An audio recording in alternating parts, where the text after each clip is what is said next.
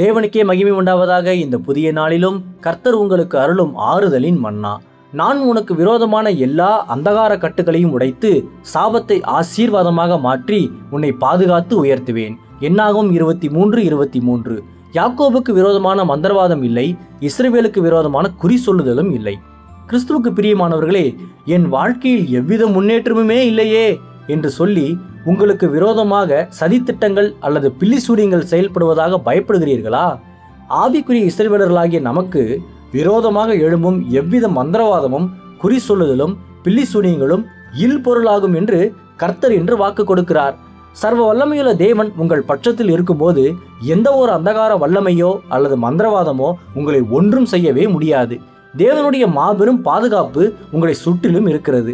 பாலாம் இஸ்ரவேலர்களை சபிக்க வந்தபோது தேவன் அந்த சாபத்தை பெரிய ஆசீர்வாதமாக மாற்றி பாதுகாத்தது போல இன்று கர்த்தருடைய வல்லமை உங்களின் எல்லா தீய கட்டுக்களையும் நிச்சயமாக உடைக்கும்.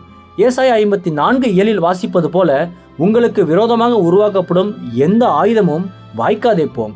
உங்கள் வாழ்வின் இருளின் கிரியைகள் முற்றிலுமாக அழிக்கப்படும். கர்த்தர் தாமே இன்று உங்களை பய ஆவிகளின் பிடியிலிருந்து பூரணமாக விடுவித்து அந்தகார கட்டுகளையும் உடைத்து சாபத்தை ஆசீர்வாதமாக மாற்றுவாராக. ஆமேன். அல்லேலூயா.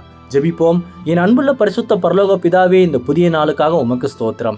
என் அரணான கோட்டையே, எனக்கு விரோதமான சகல தந்திரங்களையும் அழித்து உமது பரிபூரண பாதுகாப்பை தந்து என்னை ஆசீர்வதியும். இன்று பிறந்த நாள், திருமண நாள் கொண்டாடும் உமது பிள்ளைகளின் இந்த புதிய ஆண்டை உமது நன்மை கிருபையால் முடிசூட்டி ஆசீர்வதியும். பிதாவே, இயேசுவின் வருகையில் நான் அவரோடு எடுத்துக்கொள்ளப்படும்படி என்னை தகுதிப்படுத்தும், தயார்படுத்தும். இயேசுவின் நாமத்தில் ஜெபிக்கிறேன் எங்கள் நல்ல பிதாவே.